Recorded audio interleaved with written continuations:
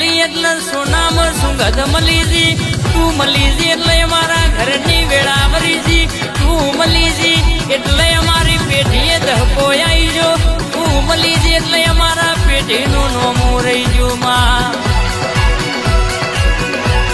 તું જો તો છોટી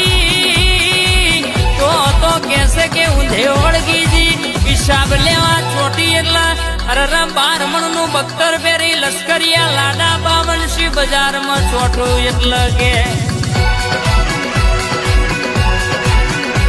અરે કે બાવરિયાના પૈડા જોડાઈમ ના સુડી પાડું